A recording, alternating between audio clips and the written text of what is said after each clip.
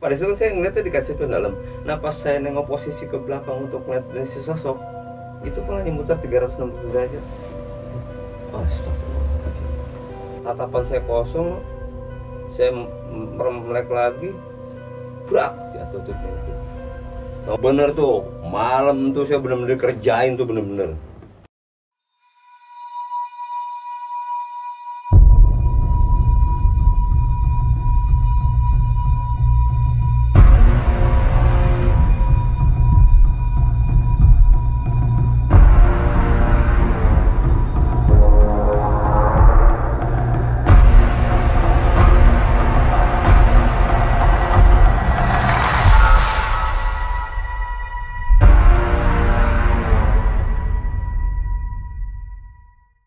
Assalamualaikum warahmatullahi wabarakatuh. Ketemu lagi dengan saya Ratna Wulan di Ratna Wulan Channel. Teman-teman, kali ini saya kedatangan narasumber yang akan menceritakan pengalamannya sebagai driver ambulan. Banyak cerita-cerita horor para driver ambulan ketika menjalankan tugasnya. Salah satunya narasumber kita kali ini. Kita sapa langsung, Bang Iwan, apa kabar? Alhamdulillah baik, Ratna. Bang Iwan, ini kan Bang Iwan udah berapa tahun nih waktu jadi driver ambulan atau ikut-ikut bapaknya dulu ya? Iya awalnya sih ikut bapak. Berapa tahun tuh? Ya kisaran dari tahun 9 sampai 2000-an seperti itu. Oh lumayan ya Bang ya. Bang, bisa di-spill dikit nggak Bang pengalaman horornya Abang selama jadi driver ambulan atau ngikut bapak? Ada. Salah satunya pada saat itu kisaran tahun ya sekitar tahun 98 lah. Udah mau pas kerusuhan itu, pasca kerusuhan itu. Jadi ada laporan malam Bu, Mbak Ratna. Ya biasa kan kalau laporan itu kan berarti ada yang kita layani seperti itu. Nah jadi ini salah satu mayat yang ada di perumahan daerah Penjaringan itu ya. Sudah selesai dalam artian kita udah pengambilan sesi proses jenazah, pemulasaran jenazah di salah satu rumah sakit yang ada di Jakarta Timur. Nah udah prosesnya itu kita sampai kantor pusat, mobil saya parkir, bapak pulang kan. Dalam artian pulang ini di pos dulu kan di kantor. Ya saya masih di depan tuh posisi. Ya kan ya namanya bekas ya tanah atau gimana ya kan ya namanya itu kan pada situ hujan itu Maretna. Jadi prosesnya itu ya udah kotor kan tuh kurung batang, saya keluarin, saya cuci, udah kelar saya beresin dalamnya juga, dalam ambulan tuh saya bersihin semua udah. Saya masuk lagi dong kurung batang, saya tutup. Nah jam segitu kan saya malas untuk kemana-mana gitu kan. Di depan dashboard mobil juga di setiran udah ada kopi kan. Ya udah saya setel tuh tip yang ada di depan mobil itu kan. Jadi kalau di posisi ambulan ini kan kaca spion dalam ada tuh baratnya, tembus ke belakang dong kelihatan. Terus secara nggak langsung saya pikir tuh halusinasi saya aja kan. Posisi kaki saya ada di atas dashboard, saya senderan, saya ngeliatin fokus ke kaca spion yang di dalam itu kan. Ini kok kurung batang bergerak. Posisi saya tuh pada situ kan tengah, kelihatan dong jelas. Itu penutupnya itu yang dari besi itu ngangkat Mbak. Nah selang saya balik badan untuk kaca samping pintunya saya tutup kan, saya tutup dulu. Pada saat udah penutup kaca samping udah saya tutup, itu kabin belakang tuh ambulan kebuka. Padahal saya udah tutup rapat, kebuka. Itu dari saya lihat belum, posisi saya belum nengok, saya fokus ke kaca spion dalam. Itu rambut apaan sih bilang. Lama ya jadi itu posisi ngebelakangin sosok perempuan yang ya mohon maaf ya masih ada kayak tanah gitulah di rambutnya. Itu barat yang saya yang, dan endingnya tuh pas saya nengok, pada saat itu saya ngeliatnya di kaca spion dalam. Nah pas saya nengok posisi ke belakang untuk ngeliat si sosok, itu palanya muter 360 derajat. Wow. Oke Bang Iwan tahan dulu. Teman-teman jangan lupa like, comment, share, dan subscribe. Jangan lupa juga bunyikan loncengnya supaya teman-teman tidak ketinggalan video-video yang lainnya. Bang Iwan boleh cerita dari awal Bang Iwan. Oke. Ya di kisaran tahun 96 sih ya, saya udah mulai dalam artian gini loh Mbak Ratna. Iya awal itu kan saya keluar sekolah itu ya mau kerja bingung ya kan. Ya bapak saya bilang gini, udah daripada bingung-bingung ngapain sih, udah temenin bapak piket, ya sekalian bantu mamang lo. Nih mamang saya ini kan kenek aslinya bapak saya kan. Nah pertengahan Maret itu saya masih ingat, sekitar masih tahun yang sama ya, tahun 96 itu kan. Bapak piket kedua waktu itu, bukan piket pertama, piket kedua, yang dimana itu domplengan dari temennya. Ya udahlah, Wan, apaan mbak, ini si Parja kagak masuk, anaknya lagi sakit katanya. Pantesan. Ya udah dah, mau bantuin bapak? Ya mau, di rumah juga ngapain sih mbak, saya bilang gitu kan. Ya udah, ntar ada kopi rokok mah bapak beliin. Ya udah, karena saya udah keluar SMA kan, udah boleh ngerokok lah kasarnya kan. Barang ngumpet dah, bapak izinin lu ngerokok. Ya udah, saya cerita udah. Nah bapak tuh posisi mau keluar dulu, mau kemana gitu kan. Saya duduk di meja tuh, maksudnya di depan meja tuh kan ada telepon sama buku laporan sama ya anian kantor lah. Sekitar jam 9 lewat gitu lah ada telepon dari dinas itu langsung. Nah, bahwa ada laporan ada salah satu jenazah yang harus dibawa dari salah satu daerah yang ada di Jakarta Utara ini ke rumah sakit yang ada di Jakarta Timur. Udahlah, saya bikin laporannya dari pihak polsek setempat, ngasih alamatnya, udah jelas semuanya, udah saya selang saya udah bikin laporan, ditutup teleponnya, bapak datang. Tadi ada telepon nih, bapak denger? Iya kayaknya gue denger tuh. Ya udah, mana dicatat gak alamat tuh, di kertas saya catat. Jadi bikin tuh ada kertas kan dari dinas, tanda tangan bapak, stempel.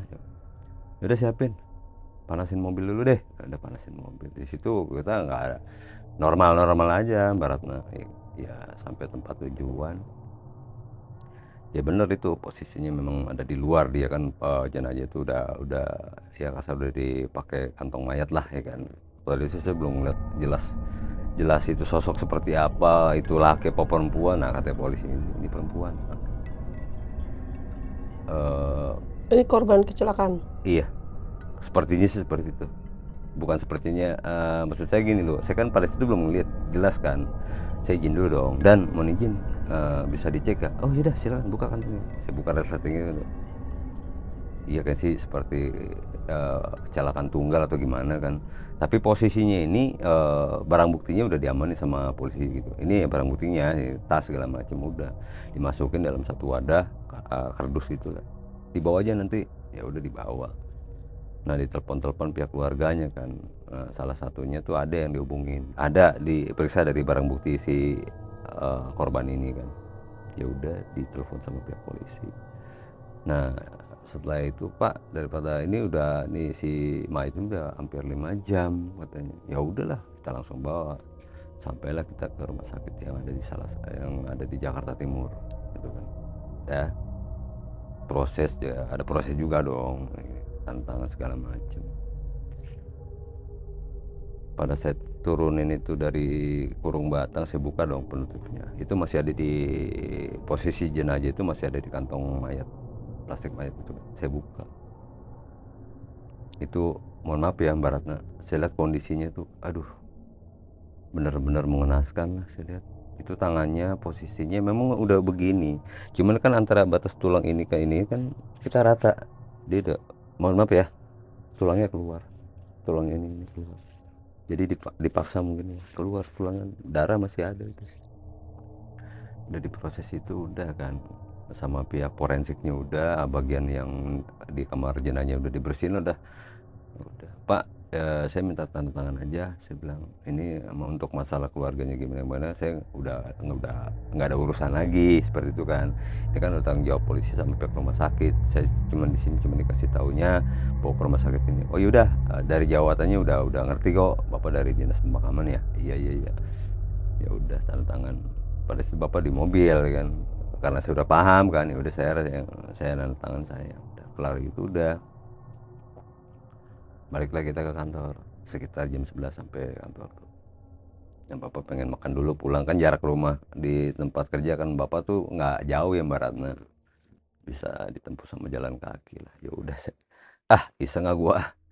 Pada situ emang biasa kan ada anak-anak gitu kan di depan kantor bapak nih, kalau piket nih banyak main catur. Ini tumben-tumbenan baratnya nggak ada. Nah kebetulan ini posisi mobil yang diparkir ini biasa ambulan ini dekat pohon asem. Jadi depan kantor bapak biasa jaga piket ini ada salah satu pohon asem gitu. Ya saya biasa emang parkir di situ, memang lahan yang paling gede emang di situ, dan ya ibarat kata nyaman lah di situ. Ya kata orang tua dulu mah, lu ngapain sih parkir di situ, lu gak tahu tuh apa genderuwo, alah temen gue kata gitu kan. Ya tujuannya emang bercanda ya kan. Cuman yang sampai saya rasain kalau setiap saya parkir di situ ada kayak ada sosok bayangan gitu. Saya bodo amatin lah, gue bilang. Ya udah saya cuci itu mobil kan, daripada gue bengang-bengong gini, kopi udah bikin ya kan. Saya setel musik yang ada di depan setir mobil kan, ada tip, saya setel lagu-lagu zaman saya dulu dah sekolah kan, si zaman udah saya setel. Saya ambil air di ember, pertama kan ban dulu tuh, kurung batang belum saya buka tuh, kap belakang belum saya buka, pintu belakang masih kada tertutup, cuman jendela samping itu saya buka semua. Itu kan pada saat arah dari rumah sakit ke perjalanan menuju ke kantor itu nggak tercium bau apa-apa Mbak Ratna. Tapi setelah selang ada sekitaran setengah jam, saya posisi parkir, saya ngambil ember sama sikat, sabun colok itu, pas saya mau ngambil air di keran, itu jarak dari keran ke mobil nggak jauh. Keranda. Itu bukan keranda, maksudnya itu bau yang dari awal saya dari rumah sakit itu kan nggak bau ya, itu tiba-tiba di dalam mobil tercium bau amis. Itu awalnya itu pada saat kita pengambilan jenazah sampai kita di rumah sakit itu nggak tercium bau sama sekali. Padahal saya udah standby kopi bubuk loh Mbak. Sampai situ bau. Nah pas sampai kantor saya parkir mau itu bau. Itu belum kejadian, belum gitu parah banget ya, saya emang udah biasa lah ya kan, karena udah biasa. Ya udah saya cuci bodinya dulu kan, saya lap-lapin, saya Yang anehnya gini, posisi tuh cuman tip nyala doang, mesin saya nggak nyala. Itu kayak ada gini-gini tuh mobil. Itu posisi di dalam. Kalau yang dari luar otomatis kan gerak semua kan. Ini yang ada di dalam doang. Jadi kayak ada orang posisi di dalam, dia nyentak-nyentakin di bodi di dalam mobil. Dan anehnya siang apa malam? Iya malam Mbak Ratna. Piket kan malam. Itu kejadian hampir 3 jam Mbak Ratna.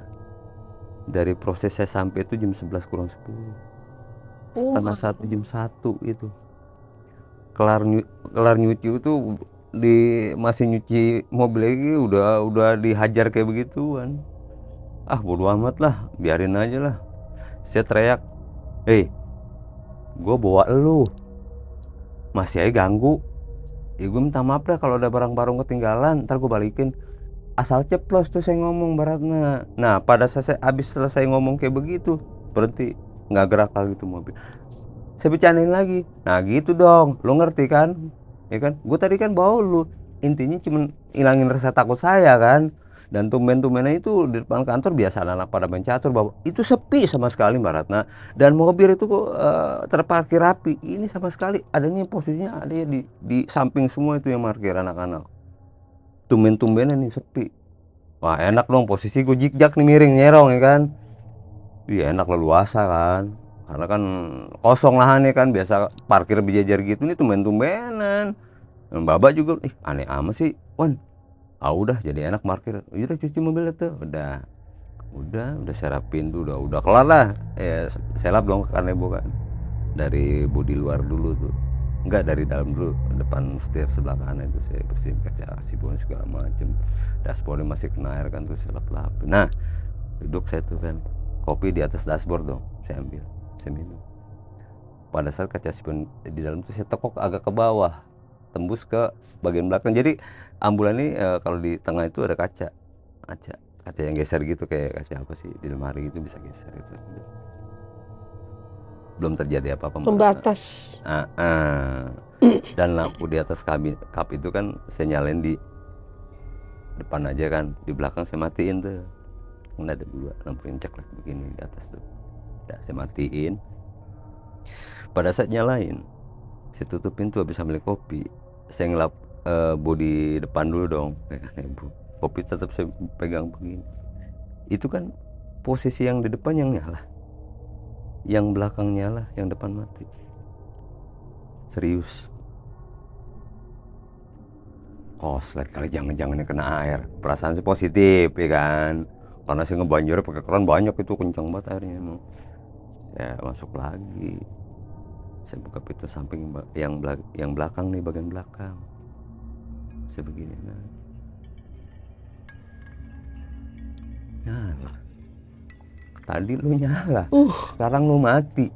No yang mati yang depan. Mau lu apa sih? Mau ngopi? Nih kopi. Saya bilang, sombong lagi saya, tak kabur lagi. Selang begitu udah Mbak Ratna keluar semua kan udah saya. Nah, kurung batang saya keluarin. Salahnya saya kalau kalau di orang ambulan, kalau yang paham katanya, karena saya kan belum paham pada saat itu. Anak-anak keneknya kayak siapa supir ambulan kayak itu kurung batang kalau bisa jangan disisain yang misalkan penutupnya jangan lu taruh di dalam dulu semuanya, kalau bisa lu keluarin. Kalau lu nggak bisa sendiri, lu turunin yang posisi di kakinya dulu, lu selorokin ntar. Itu kan ada rodanya. Ini saya nggak kepikiran barat, nah saking saya sendiri capek kan. Nah, jadi penutup keranda itu, kurung batang itu saya taruh di dalam. Nah, meja-mejanya itu saya cuci. Kalau orang tua dulu kan harus dibarengin disiraminnya kan. Kenapa? Ya katanya sih itu suka balik lagi. Cuman pada situ kan saya belum paham, Baratna belum paham, belum secara detail paham segala macem lah ya kan, karena orang tua juga kan baba nggak ngasih informasi seperti itu, ya udah ya kan, daripada ntar bunyi beruntang iya kan, ya udah saya tutupnya, saya posisi miring ke samping sebelah kanan tuh penutupnya itu, saya turunin pelan-pelan, terus saya bur kan. Asli Baratna, pada saat saya itu bawa jenazah dari awal saya pengambilan jenazah itu sampai ke rumah sakit gak ada bercak darah sama sekali, itu bersih kurung batang. Tapi kenapa pada saat saya bor itu dari sela-sela itu kayak keluar darah itu ngalir, sampai saya mohon maaf ya, itu saya angkat begini kurung batang posisi setengah diri, darah bener itu Baratna. Saya bantu brak, nah kurung batang yang di penutupnya itu berdiri begini nih, nguk secara bersamaan. Pas saya banting posisi begini, karena habis begini saya lepas pelan-pelan, brak, tau nggak itu penutup kurung batangnya nyamping begini, posisi diri begini, itu kurung batang. Aduh. Di situ saya kurang bego setengah jam Baratna bengong. Itu saya nggak fokus ke bawah ini kan, saya fokus itu penutup kerandanya. Siapa yang diriin? Bersamaan sama yang saya gebrakan itu kan. Nah pas tatapan saya kosong, saya melek lagi, brak, jatuh itu penutup. Tahu nggak? Pintu belakang, brak, kan posisi buka begini, brak secara bersamaan.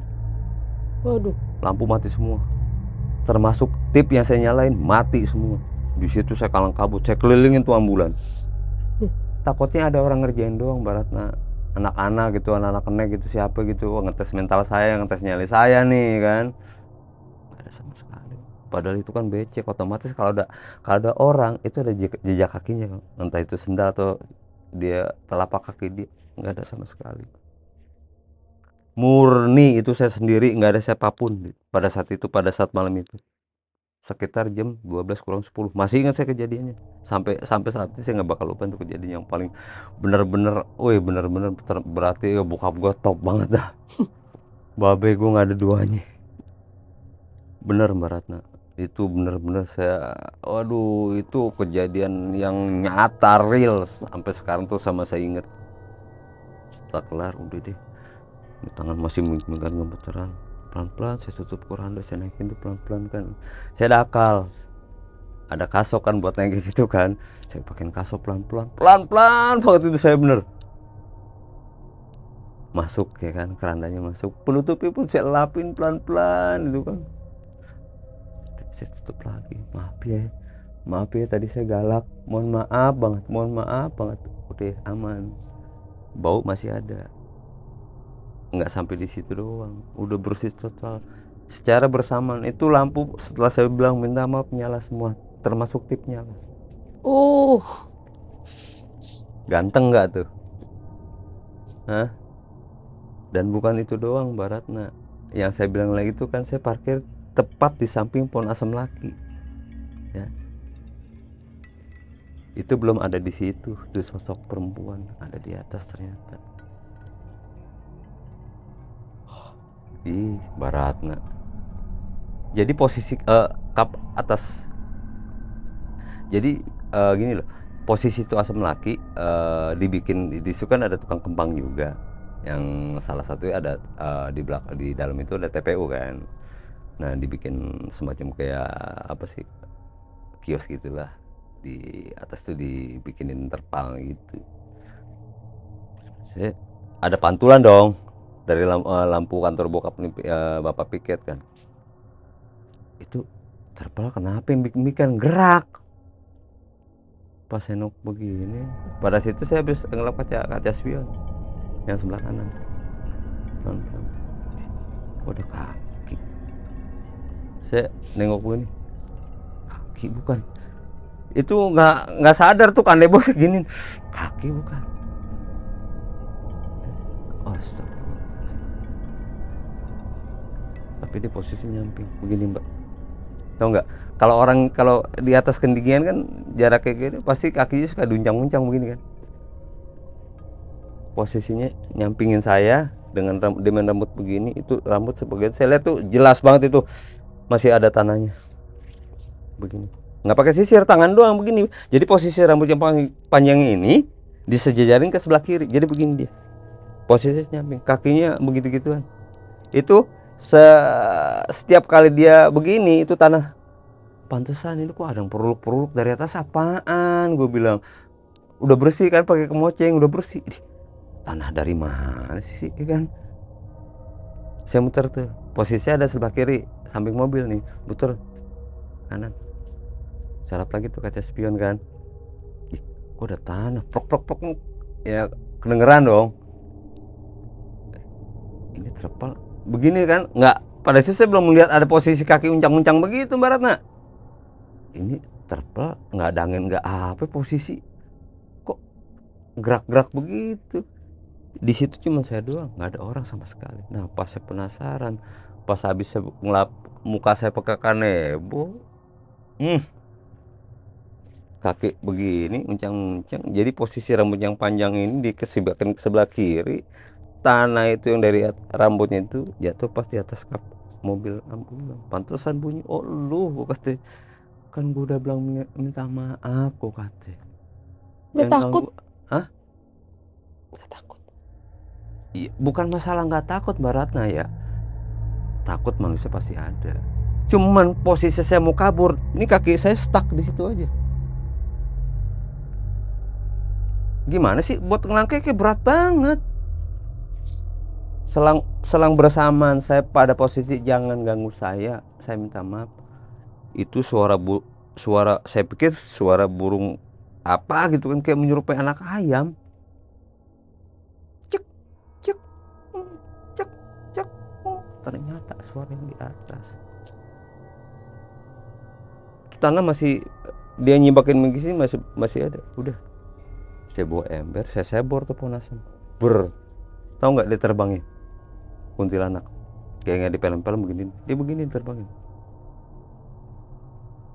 di atas apa sih, genteng itu. Udah terakhir hilang di situ. Saya buru-buru masuk ke dalam, ember saya lempar, saya tutup tuh pintu. Bapak belum ada, belum balik lagi. Jam 1 bapak baru datang. Posisi tahu nggak, pintu kan saya tutup, saya begini nih. Bapak saya ngeliat, lu kenapa? Yang saya bikin keselnya, bapak cuma ketawa. Ini di dalam ambulan ngumpetnya? Di dalam nian kantor bapak Di piket. dalam ambulan. Oke.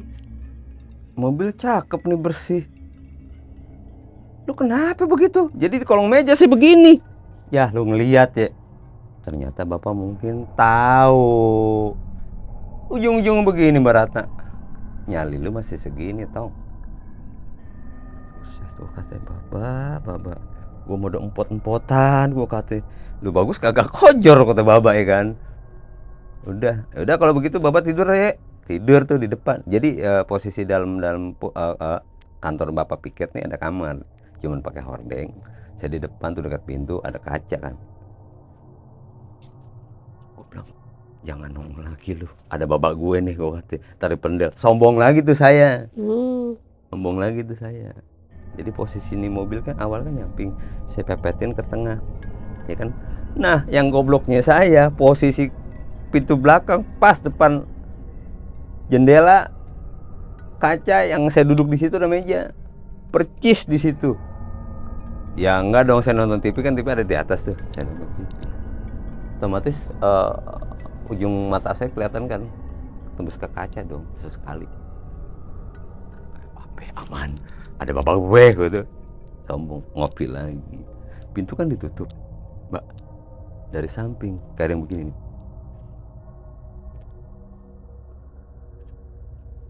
Nyakar. Bukan nyakar, jadi jalan sambil kreh. Tuh, terakhir 3 kali. Karena saya masih berani karena ada baba kan. Saya buka pintu. Setelah saya buka pintu, saya ngeliat tuh keranda yang di dalam ambulan. Brak! Anehnya bapak nggak dengar. Saya teriak, Mbak, apa sih lu? Ganggu orang tidur baik begitu. Udah nggak apa-apa, udah dulu sih dulu. Makanya pintu tutup. Saya mau ngomong pintu kebuka sendiri yang ada gesekan, takutnya bapak nggak percaya kan. Udah, posisi saya nyamping di samping pintu. Nah, bangku saya geser, jadi saya ngumpet di samping pintu. Jadi saya nonton TV nyamping begini, Mbak. Nah, pas pada posisi pintu saya tutup lagi, TV masih nyala tuh, ya kan. TV masih nyala. Pas saya tutup pintu, mau saya tutup rapat begitu, TV mati, telepon nyala. Jam 1. Saya angkat, saya pikir ada laporan lagi nih. Mbak, Baba denger telepon masuk berdering, angkat. Belum tidur bapak gua. Saya angkat. Saya yang kamu bawa, terima kasih. Wah, saya kabur keluar. Suaranya lirih, Mbak. Baba baru tuh jingkat. Ngapa lu? Tahu nggak, Mbak? Saya di pohon asem dekat besi begini, saya ampun, Mbak, udah saya mau pulang, saya takut. Tarik sama Baba. Udah, Baba di sini. Lu di kamar. Baba, kali lagi lu nongolin, lu berantem sama gua. Baba tuh. Anehnya, setelah Baba ngomong kayak begitu, Dad, malu, gue lupa mau ambilkan sarung. Ciyah, kok kate nih lagi nih, cakep, ambil dah. Kalau gitu dia aja, jangan lewat kober, lu jam segitu mana berani. Oh iya, gue lagi aja yang dimari dalam hati ya kan. Tutup pintu, hordeng lu tutup tuh. Saya kagak tahu tuh di jendela ada hordeng. Saya tutup, cuman hordeng transparan ya, otomatis kelihatan dong. Kalau gue mau lampu depan gue matiin lebih parah lagi. Emang lampu di dalam nyala, kalau gue lampu depan gue matiin, posisi ambulan di belakang lagi kan, pintu belakang yang percis banget ngadep. Udah gue nyalain semua tuh, Mbak. Itu TV kerenyok itu kayak ada semutnya, kagak bisa sama sekali. Udah saya matiin udah. Telepon keadaan nggak pada tempatnya kan, udah ngempleh begitu kan. Begini, gue tutup lagi, kagak bunyi. Alhamdulillah aman. Duduk lagi kan, gue nyari kopi gue di mana, tutup kopi gue. Saya taruh di meja, kaki di atas meja begini. Di situ baru lagi saya ditunjukin. Bokap udah nggak ada. Bokap nggak ada, cakep kan. Jadi gini, Mbak, bersamaan itu pula pas saya duduk dengan kaki saya di atas meja, kamar yang Baba tidur ini mati. Krok. Saya pikir pecah tuh bohlam. Mati. Saya gini lagi, stop kontaknya, nyala. Bener tuh, malam tuh saya bener-bener kerjain tuh bener-bener. Saya duduk lagi, dah mati lagi. Gue kata, Mbak, Burun apa, Mbak? Udah. Ini namanya orang logat Betawi kan begitu ya. Ada jawaban. Itu dia gila. Ada jawaban sama banget kayak Bapak suaranya. Ada jawaban Dari samping kamar Bapak. Apa lu berisik banget? aduh Ini sapen tuh mirip suaranya. mirip banget, cuman berat dah suaranya, berat. Ganggu bae lu. Diam apa? Lagi mau.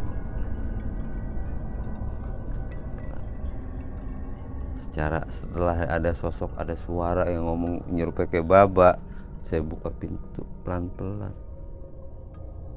Pintu belakang ambulan burak, tutup keranda kebuka sampai burak.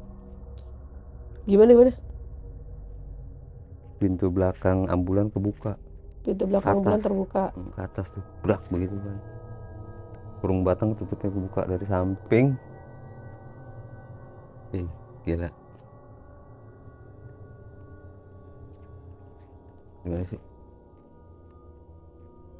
Kantong jenazah tuh ada di situ. Masih ada jenazahnya? Nggak ada. Jadi tuh lagi sendirian benar-benar teror. Jam 4 subuh baru kelar. Udah saya tutup tuh kan. Udah gue berani gue tutup pelan-pelan. Maaf bang. Saya matiin tip mobil yang nyala. Nyala semua. Nggak cuma di situ doang, bos. Saya buka pintu sebelah kiri. Saya mati juga pakai pengoceng itu tip. Saking takutannya baratna. Matiin pakai kemoceng. Iya, kan ada kemoceng kecil segini. Mati, benar. Aman dah, udah dah. Gue setel lagi nggak apa-apaan. Yang goblok itu saya. Orangnya penasaran tapi takut. Kata bokap, lawan rasa takut lo sama penasaran lo.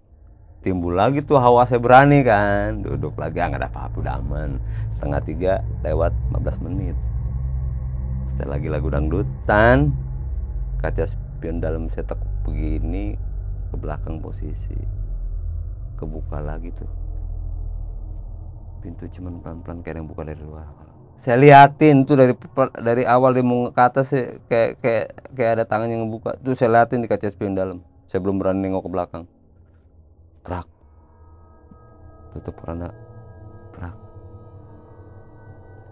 Sekilas kayak ada rambut. Jadi posisi begini. Ngek. Duduk. Plok. Sampai begini. Saya begini kan.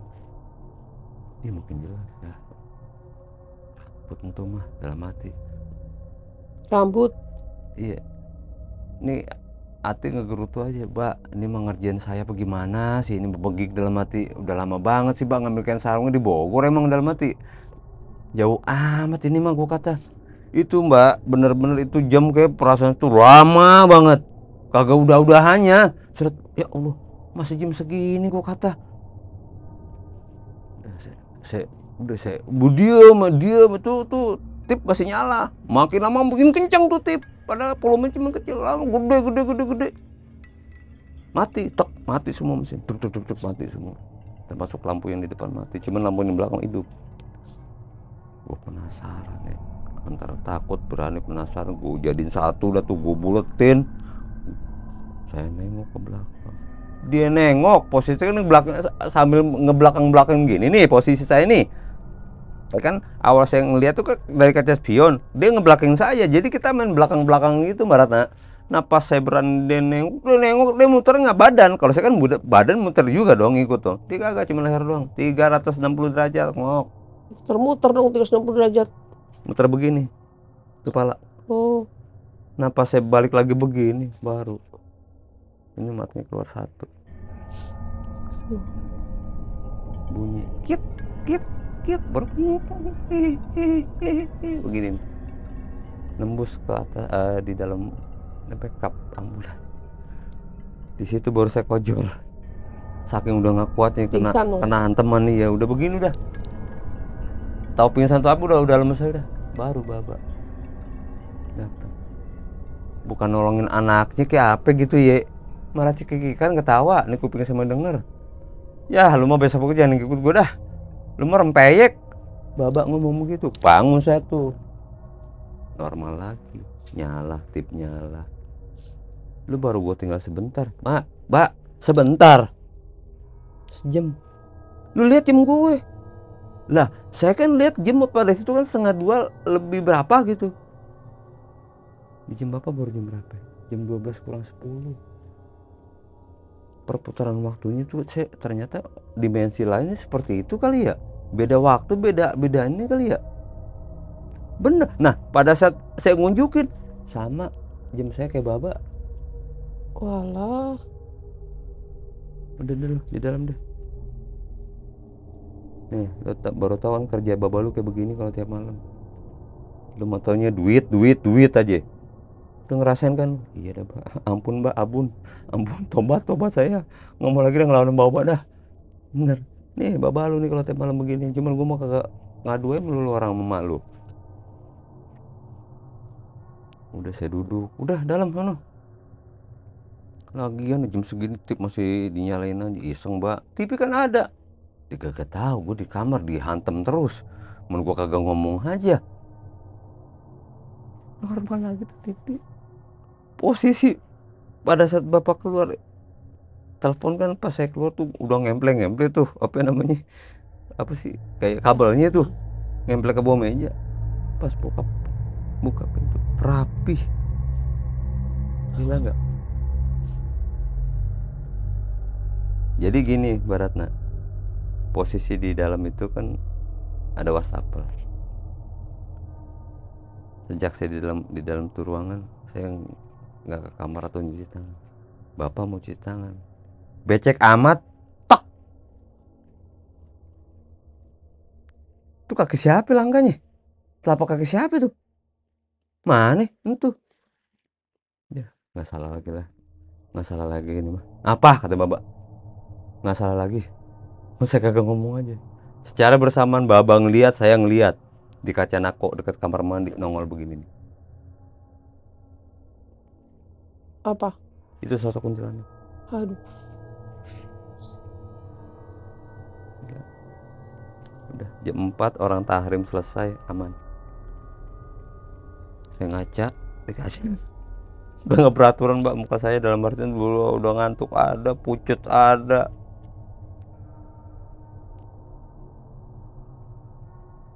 Habis sholat subuh saya buka lagi tuh, biasa dong saya naburin kopi, hawa bau itu masih ada sedikit, saya aurin kopi bubuk tuh kan. Pada malam kejadian itu kan saya nggak ngeliat di bawah, posisi di bawah keranda tuh kan, belum ngeliat sama sekali. Pas saya turun kurung batang, saya mau sapu-sapuin tuh mbak, itu masih ada bisa sisa tanah yang ceritanya semalam itu, ada tanah yang dari atas ternyata tuh dari rambutnya si babagikan tuh, saya sapuin bekas tanah. Gila, pantesan yang bau itu apaan? Ternyata Tangan, sisa. tangan, potongan. Aduh. Di samping keranda tuh. Udah buru-buru saya tutup tuh pagi pulang ke rumah. Baba kan sholat di rumah di masjid. Mak, Baba mana? Jam ngapa sih? Lu kayak orang takutan begitu, keringetan begitu.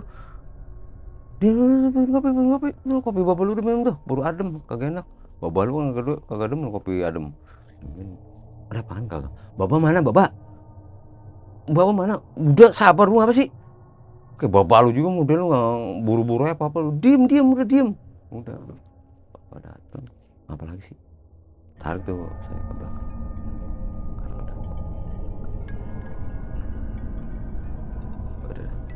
Udah kantor deh.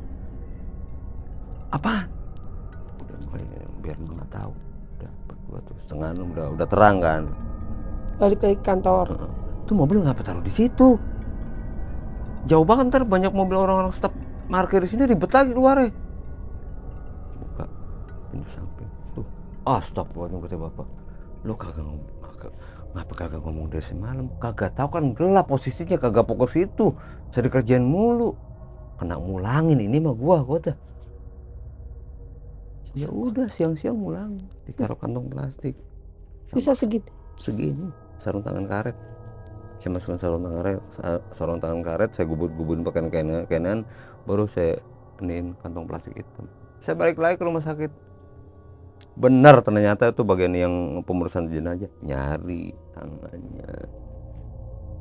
Tinggal Pak, jadi mohon maaf Bu Baratna, itu pada saat yang mungkin dari sananya saya juga kan posisi buru-buru ngebretin itu penutupnya prak, pantesan kok ada yang bunyi brak begitu dari dalam kantong jenazah. Nah sletingnya itu sobek sampingnya. Nah kalau saya kan saya ceritain dari awal kan saya bawa mobil nggak pernah pelan kan, mungkin dia keluar itu tangan dari sela-sela robekan kantong jenazah ke samping seperti itu. Dan malam keduanya lagi Mbak Ratna itu piket lagi, bapak gantiin temen pas Wahibi. Bukan dia yang piket tapi gantiin teman. Cuman saya yang gantiin. Nih Pak Arja anaknya masih sakit, saya bawa teman saya dong. Saya nggak mau kejadian ke malam yang pertama tuh saya nggak mau ngalamin lagi. Teman saya orangnya beranian nih, kasarannya badan gede kan, berbuka sapam, dia lagi libur ya kan. Kalau piket tuh kan ada uang ganti piket, ada tuh waktu itu kan zaman itu kan gede kan, 100 gede kan, namanya Dawi. Wih temen gue, ayo gue tuh enak nih, gue demen nih. Wah sampai tau ntar kita keluar kota, amin gue gitu. Kalau keluar kota kan ada lah lebih gede. Kita duduk di depan di tikar pandan tuh. Itu tikar pandan bukan tikar pandan sembarangan, ada ceritanya. Cuman bapak nggak nyeritain tuh Mbak Ratna ya kan. Babe gak ada babe. Ya kan saya gantiin baba. Oh, oke. Ya kan. Ya udah tikar tuh di apa sih, lemari kayak apa sih, lemari besi tuh filing kabinet ya kan, ada begitu. Dia enak nih tikar, gue cari-cari nih tikar di mari. Itu belum tahu itu saya tuh kejadian tuh tikar tuh asal muasal itu tikar dari mana. Bersih dong ya udah buat amparan ya kan. Tikar dari mana nyok? Temen saya panggilnya kan penyok karena ngompong. Itu dari lemari. Ini tikar bener gak nih? Ini teman saya udah perasaan udah kagak enak. Ya bersih emang dari mana sih, melihat kuburan? Kagak lu, tikar pan ini kan buat nutupin orang meninggal bego. Si bego orang dari lemari ngapain? Kalau ini mah banyak tanahnya. Ya kali udah dibersihin sama mamang lu. Kagak tahu juga deh. Ah udahlah, bodo amat ah. Udah tuh ngobrol, bikin kopi, teman saya mesen Indomie. Nah pada saat saya mesen kopi, ini si Dawi sendirian dong. TV digedein sama dia. Emang posisi mobil ambulans saya paling pojok, taruh paling pojok banget dah. Teriak, "Pong! Ompong! Goblok!" Maaf ya kasar nih, nggak apa-apa kan? Goblok lu, udah kelibet tikar dia, tangan begini, pala begini. Seriusan Mbak, ngelibet kayak Allahu Rabbi. Kayak lontong. Bener-bener kayak lontong. Kayak suling mana sih? Udah makan mie udah ke muka semua. Posisi setengah diri begini. Udah kayak poci, udah kayak lontong. Gogah lagi. Gue balik setengah dua. Lu berani kober? Iya. Udah cuci muka dulu. Temenin gue, gede badan doang lu, sombong, ya kan, sombong. Udah dicuci muka, saya tunggu. Jangan jauh-jauh lu dari pintu kamar mandi. Buka ngapain? Kagak percaya teman-teman lu, kata. Buka tuh pintu. Buka pintu mandi. Cuma kok buru-buru di WhatsApp, buru. Jangan buru-buru selalu ngapain. Pedas bego nih, pedas. Lagian lu siapa suruh? Kan gue bilang, udah kalau lu nggak berani, ayo bareng-bareng ke depan. Udah gue di sini. Kagak ada siapa-siapa. Ntar ini lagi ada laporan di telepon bunyi. Ya udah benar juga kan. Teriak-teriak. Kejadiannya diapain dia? Gimana sih dia bilang awalnya ada orang selutrum-selutrum begini. Lu bisa begitu awalnya gimana gue gitu. Gue kesang goblok katanya. Gue suruh rebahan, perempuan cakep banget Pong. Perempuan Mbak. nggak kepikiran yang ada di mobil itu kali saya, ya kan.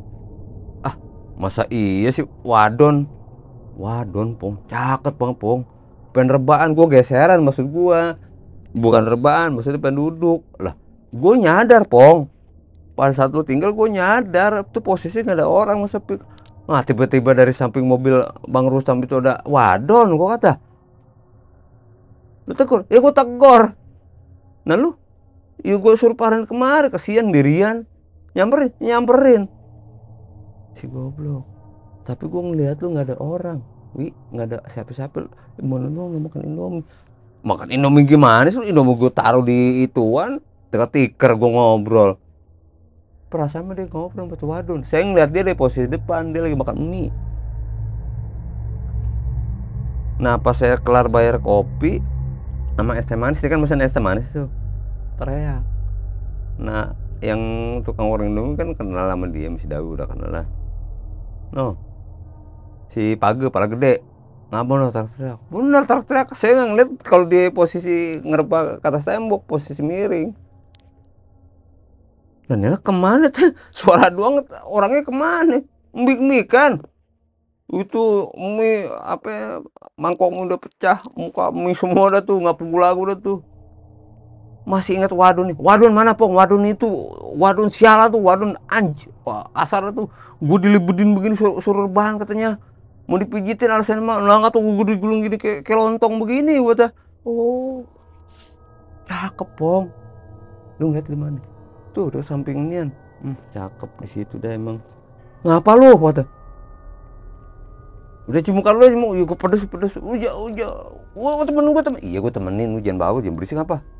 Pintu buka, gue cium muka. Enggak sampai situ mbak. Posisi si Dawi keluar, saya lihat ada bayangan, dia nggak ngeh. Ah, gue pikir bayangan dia kali dong, ya kan. Dan kalau setahu saya mah kan makhluk itu kan nggak punya bayangan, ya kan. Ah, bayangan si Dawi kali. Ya udah, wi, bayar nggak? Bayar. Tau nggak? Ini posisi dia ngambil duit dari kantong celana, keluar ada 2 tangan.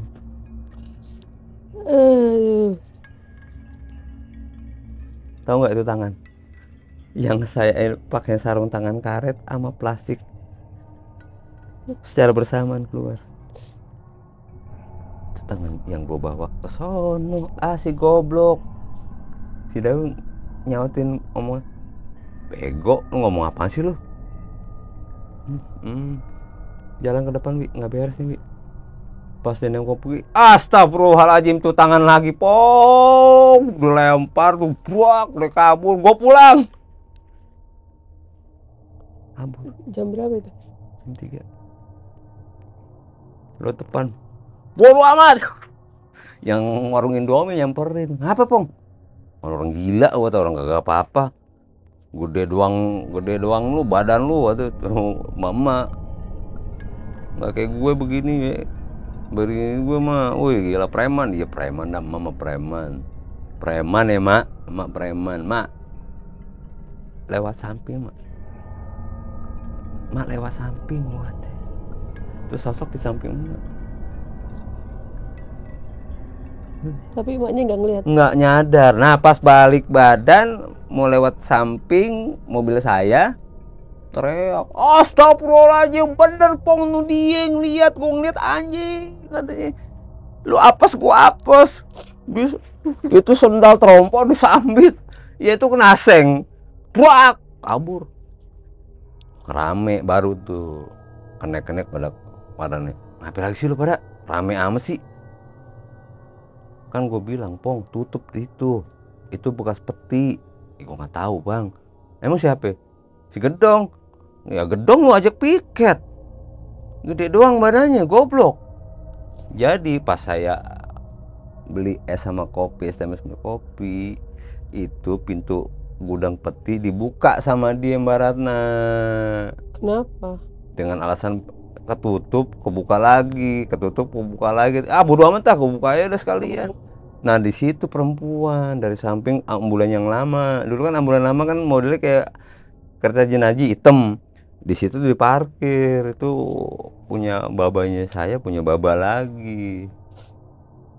Keluar sosok dari situ perempuan katanya. Aduh. Yang lihat si Gedong itu, si Dawi itu ada kayak ruangan orang kerja katanya.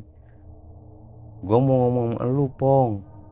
Emang jam segitu staf perempuan masih ada? Isi goblok itu gudang peti. Gue dikasih lihatnya begitu, Om Pong. Paginya dicerita sama saya. Dia lihat kantor, ada gudang peti. Ya Allah, astagfirullahaladzim. Gua gak lagi dah Pong ikut lu dah. Gila gua teh. Hah? Duit gede. Enggak, lu yang gue bayar. Anjing banget lu kalau ngomong lu. Nih gue pulangin duit lu lah. Kagak gue kagak mau lagi. Ya rezeki lu bego. Kagak, udah pegang. Udah. Biar baba lu ngacek ogah gua teh. Udah dah tuh, udah siang kan. Siang sore main catur sama anak-anak. Baba lagi ke kantor tuh, mau absen baba tuh. Sore itu, Mbak. Sore itu kejadian. Gila. Itu tumben-tumbenan. Kayak Mang Said yang sepada tukang kembang itu kan, almarhum Mang Said, Mang Ibi, Mang saya pada ngobrol tumben-tumbenan sepi. Nah itu apa sih, bangku warteg kampanye itu dikatasin deket Ponasem, didiriin gitu, didiriin 4 biji. Satu tumben-tumbenan sepi banget gua teh. Di situ ada Mawi, bokap mana? Absen kali, mukanya datar loh. Nih kayak Mbak Rata kan ngomong ini andap-andap muka di kesana mukanya. Absen. Muka gue di sini, nge. Oh, absen bapak lu. Orang duduk posisi kan normal begini ya. Ya Allah ya Rasulullah, itu kejadian masih sore sekitar jam 5. Masa di posisi begini badan di sini? Ini ngunjuk tangannya yang kanan ini begini. Manusia plastik masuk karet. Pas ya Bang, si Mawi bener gak sih? Kagak ada. Ada bekas gelas doang, gelas kotor, gelas kopi tapi kotor. Emang pas saya ingat dia lagi ngopi. Bener ada sandal jepit yang dia pakai, yang tipis banget. Si goblok, orang udah meninggal. Gue baru sadar sih, udah meninggal. Goblok, sandalnya masih ada di situ, Mbak. Oh, orangnya udah meninggal ini? Nggak nyadar saya. Oke. Sandal-sandalnya dipakai masih ada. Tapi yang disaruin itu udah meninggal orangnya? Sandalnya masih ada sampai sekarang, saya simpen. Berarti sandal Jepang udah tipis banget dah. Itu kejadiannya berarti berturut-turut ya Bang? Ya nggak secara berturut sih, itu secara detailnya saya gambarin ibaratnya. Tapi yang betapa lebih, seremnya. nah yang lebih benar-benar saya tukat sebulan tuh nggak mau ikut baba lagi. Nah saya driver utama saya kan, kembar nih namanya Jae, panggilnya Jae dah kembar. Cuma yang ikut nih adanya Jae 2 saya bilang. Sama teman saya lagi si Roland, orang Batak. Karena kan keluar kota nih, duitnya gede, anak-anak mau tuh, si Jae mau. Ya udah dah, Pong gue ikut deh. Ini jatah piket bokap lu, iya. Ngambil di mana? Ya di sini lah, perumahan di daerah Jakarta Utara, Pluit lah. Perumahannya nggak usah sebutin ya. Salah. Sampailah saya ke rumah duka sekitar jam 1. Perjanjian saya sana harus jam 1. Deh. Selesai acara duka, prosesnya udah di peti ya kan, peti udah peti bagus banget peti. Orang-orang kohir, orang kaya kali ya. Keluarganya sopan, Pak, nanti kita dari pihak keluarga mengirim 4 mobil. Gue lihat nih mobil bejibun banyak, nganterin cuma 4 doang ya. Gue gak tahu dah gitu. Salah satu ada tinggi perawakan tinggi kayak orang bule gitu. Mungkin ini yang meninggal perempuan, mungkin ini suaminya kali nih. Pak, driver utama siapa? Saya Om. Coba bisa kemari ke ruang saya deh. Berapa orang ikut itu? Ini sih teman saya semua Om. Asli ini yang bawa nih ambulan bapak saya. Oh jadi kamu backup aja? Iya. Itu nggak ada tampak-tampak kayak orang berduka banget. Kalau lihat dari mukanya, kayak mukanya senyum seneng kayak gitu. Ini orang kenapa yang lempar berduka, muka lu kayaknya ceria banget, kayak puas atau gimana? Beda dong, saya bisa bedain Mbak Ratna. Maksudnya Ketika dipanggil si orang ini nggak ada rasa duka. Nggak ada sama sekali, ceria banget mukanya. Masuk ke ruangan dia, tutup pintunya mas. Berapa orang nanti dari pihak keluarga saya? Oh, dari pihak keluarga om. Iya, itu yang meninggal istri saya. Oh, katanya sih 4 mobil om. So tahu. Ya saya sih kasih taunya sama ibu-ibu itu yang di dekat peti jenazah istri om, bilangnya 4 mobil. Enggak, saya yang punya wewenang di sini. Tok aja, ini uang buat kamu berarti segepok amplop coklat, belum saya berani buka. Ambil, bawa, itu rezeki kamu. Udah, makasih. Itu di luar, itu udah laporan saya ke dinas. Udah saya kantongin, saya pakai jaket kan, saya kantongin di jaket. Pada situ jaket agak selatnya, ingat saya parahin teman saya, posisi pintu belakang mobil saya buka. Keranda lu pinggirnya petinya gede banget ini, nyampingnya pokoknya di sampingnya, diikat di samping tuh, dekat samping udah. Kerandanya dikit ke samping. Iya, dekat bangku, kan ada bangku tuh, ada kayak semacam kayak ceklekan gitu. Peti, dia nggak mau pakai keranda katanya, udah peti los aja. Udah masuk peti udah tuh, pong. Ini kita ke Surabaya, ke Sidoarjo. Aduh, Sidoarjo. Seriusan mbak? Kampung suami gue. Ya. Sidoarjo. Udah. Masuk ke Palputih, desa Palputih tahu kan? Itu yang gimana itu gelap itu, ternyata kiri kanan pohon-pohon apa sih. Saya pertama ikutin jalanan tuh lurus, itu pentebu. Itu padahal mbak, kalau saya lihat di map itu keluar tol, bisa jalan raya. Kiri kanan ada semacam kayak pemukiman warga, ada warung. Kenapa gue dikasih rute yang ini sama suami, dikasih rute jalanan nggak sesuai apa? Serius, sampai gue komplain. Dia ngikut, ini si botak nih ya, suami botak kayak orang bule gitu, Indo blasteran. Dia ngikut di depan, nah teman saya di belakang. Oh, nggak sesuai map saya, ikutin map saya aja. Mukanya agak emosi. Kamu udah saya kasih uang juga, ikutin perintah saya, biarin nih yang belakang ngikutin kita. Yang iring-iring keluarganya nih, sampai ngasih klakson. Dia tuh tahu kok salah jalan. Ya udah ikutin perintah saya mas, ikutin perintah saya. Ini jalan bener. Ya, yang bilang apa? Ini jalan saya. Oh. Ini bener kok, map yang di kamu tuh salah. Ini nggak sesuai ini. Ini Palputih, gua kata, tempat pembuangan mayat dulu. Ingat gue dulu ini. Nah jadi saya lihat ini jarak belakang posisi keluarga bisa mbak. Gue kayak masuk kayak dibawa sama dia nih, sama si botak nih ke jalan lain. Temen saya di belakang udah teriak-teriakan aja. Teriak-teriak bukan tau nggak mbak? Ih gila itu mbak. Bukan bilang salah jalan. Kalau di belakang kedengeran dong. Ini cuma mik-mikan mulut doang. Apa? Yang jelas lu ngomong. Itu peti buka tutupnya mbak. Itu sosok perempuan yang istrinya dia diri begini, ngulapin kalau itu salah jalan. Tahu nggak, itu lagi mukanya berubah. Gue banting setir ke kiri, gue hajar tuh, nggak tahu apa tuh, nggak telepon karen. Keluar cekikikat tuh. Siapa? Itu sosok laki itu keluar, brak, ketawa. Wow, bukan cekikik. Jadi yang laki itu siapa? Orang. Awalnya sih orang, gua nggak ngerti tuh orang atau gimana, posisi gue dibawa bukan ke tempat tujuan yang utama. Dan teman gue di belakang ini mbak, gue ngeliat sosok itu perempuan tuh yang di peti itu kebuka semua. Temen gue begini kayak orang ketakutan. Nah ada cahaya lawan arah ini. Gila, bener, nggak salah lagi. Gue dibuang ke tempat, itu kepala tengkorak semua mbak, dikeliling mobil gue.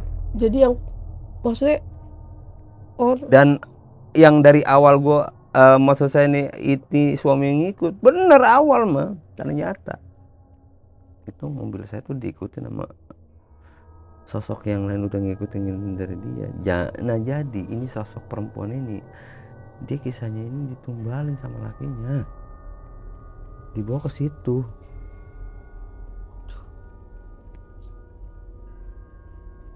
Pas gue mundur ke belakang, posisi jurang ternyata. Kalau teman gue nggak teriak, pong, setengah senti lagi habis kita nih.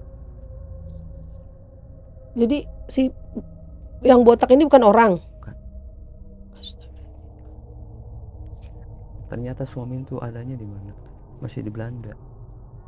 Dan ini si perempuan itu dari sana dibawa kemari. Jadi gimana? Agak keras dikit. Jadi tumbalnya ini jadi wadahnya si perempuan ini, istrinya ini dijadiin tumbal dari apa perjanjian sama suami ini sama ya makhluk halus itu, ditimpanya ke istrinya. Nah wadahnya di daerah situ. Oh. Sebelum masuk alas roban kan saya udah wanti-wanti dong, ya kan? Perasaan udah kagak beres kayaknya ini. Udah ikutin aja. Saya sempet teriak, udah ikutin aja, dia bilang gitu. Nggak beres nih om kayaknya om, nggak sesuai map, saya bilang gitu. Udah ikutin aja. Saya buka tuh uang. Setelah saya selesai udah segala macam ditolong sama warga setempat, teman saya penasaran, amplop buka, bukan duit, Daun. bukan daun, Apa? kain, kayak kain kafan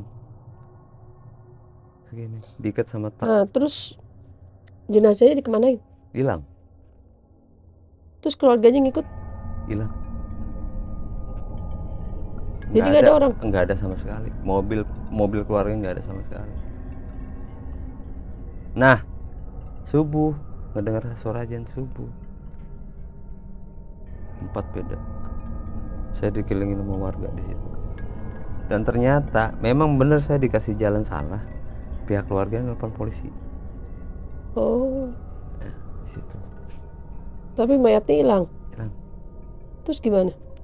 Ya udah, kubur peti doang. Nah pihak keluarga udah tahu kan, udah tahu, jadi nggak mau ada keributan. Dan udah tutup lah nih keluarga, nih urusan keluarga tanpa melibatkan orang lain. Udah nih urusan keluarga kami, biarlah keluarga kami yang udah tutup. Jadi selama ini masih ada tanah, masih ada baju. Ingat tuh saya ngeliat. Jadi yang di bawah itu kosong. Cuman ada tanah kegempal gini sama baju. Udah. Saya bilang amit-amit ya bang, baik gue baru ngalamin kayak begini, sama gue juga. Serem juga ya. Jadi ini yang di bawah itu mayatnya nggak ada. Disasarin ke tempat pembuangan mayat. Iya. Nah di situ pas pagi baru masyarakat berkumpul. Baru sadar bahwa itu kejadiannya yang laki-laki itu bukan orang. Bukan orang. Dan posisi mobil ambulan gue tau nggak, di jurang, pinggir jurang banget. Pinggir jurang. Nah terus pas polisi menemukan itu kondisinya gimana? Udah nggak ada. Nggak, maksudnya polisi itu kan Bang Iwan tuh gimana? Bingung ceritainnya atau gimana? Ya ini polisi juga ngomongin bingung. Berarti selama di Jakarta bawa peti kosong dong mas. Ya itu lihatnya bapak lihat, gue kata. Sampai saya bohong, saya bilang. Ya udah. Ternyata itu pihak keluarga 4 mobil ada di situ. Oh. Udah tahu. Ya, pantesan nih pihak keluarga ngerasa nih kayak yang ditutupin nih si ibu nih, saya bilang. Seperti itu malah. Serem banget ya. Dari situ Bang Iwan sempat stuck sebulan karena ketakutan. Udah deh, kayaknya gua belum udah bang. Ngapa lu? Udahan dulu deh. Nah, setelah kejadian ini, mungkin ada cerita-cerita lagi yang lebih seru lagi Bang Iwan ya. Banyak. Kalau nggak salah waktu itu Bang Iwan cerita yang Bang Iwan naik mobil sama bapaknya sama pamannya, terus Bang Iwan ada di belakang. Iya. Nah itu bawa cewek juga tuh, jenazahnya cewek. Diceritakan next ya Bang Iwan. Cakep. Terima kasih banyak ya Bang Iwan. Nanti kita sambung lagi, ini banyak ceritanya. Ya teman-teman, sampai di sini dulu. Nanti ada sambungannya lagi, Bang Iwan akan ceritakan pengalaman lagi pengalaman horor yang lainnya. Terima kasih. Assalamualaikum warahmatullahi wabarakatuh. Bye.